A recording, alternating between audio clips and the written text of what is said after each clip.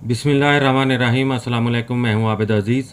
आज doctor एक्विक Germany की जिस होम्योपैथिक मेडिसिन को मैं डिस्क्राइब करूंगा उसको R66 यानी कि R66 कहा जाता है और आमतौर पर इसको अरेथिमिन के नाम से भी जाना जाता है।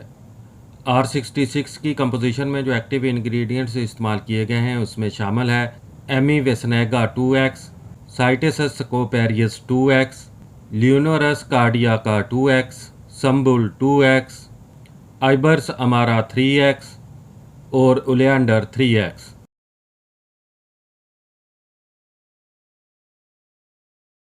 R66 का इस्तेमाल दिल की धड़कन और नब्ज़ की बेकायदगी के लिए किया जाता है।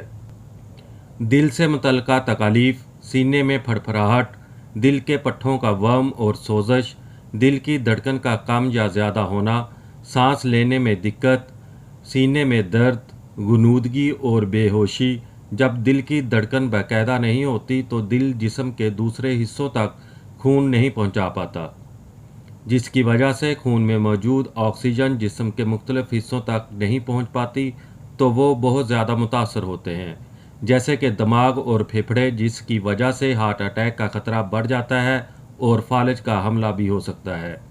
अलावा अज़ीम ब्लड प्रेशर, खून की नालियों में रुकावट, ज़ियाबितिस, नशा आवर अद्वियात का इस्तेमाल, आलूदा माहौल, जहनी दबाव, थायराइड के मसाइल, नींद का ना आना या पैदाइशी दिल के अवारस जैसे अवामल भी दिल की मुख्तलिफ तकालीफ का बायस हो सकते हैं। इन तमाम अलामात में R66 का इस्तेमाल मौजू और मुफीद है। R66 की खुराक का इस्तेमाल कुछ इस तरह से होगा कि अगर तबीयत ज़्यादा ख़राब है तो फिर मरीज़ को 2 घूंट पानी में 5 से 10 कतरे हल करके हर 2 घंटे के वक्फे के साथ इस्तेमाल करवाए जा सकते हैं। और अगर तकलीफ़ में कमी वाक़ हो रही हो तो फिर मरीज़ को 2 घूंट पानी में 5 से 10 कतरे हल करके दिन में 3 बार इस्तेमाल करवाए जा सकते हैं। R66 आपको बाज़ार से 22 ml की पैकिंग में बआसानी दस्तयाब हो सकती है।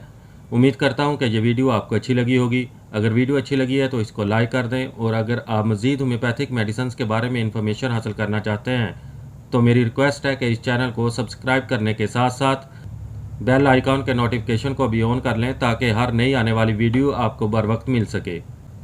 इसी के साथ ही नेक्स्ट वीडियो तक मुझे दें इजाज़त। अल्लाह हाफिज़।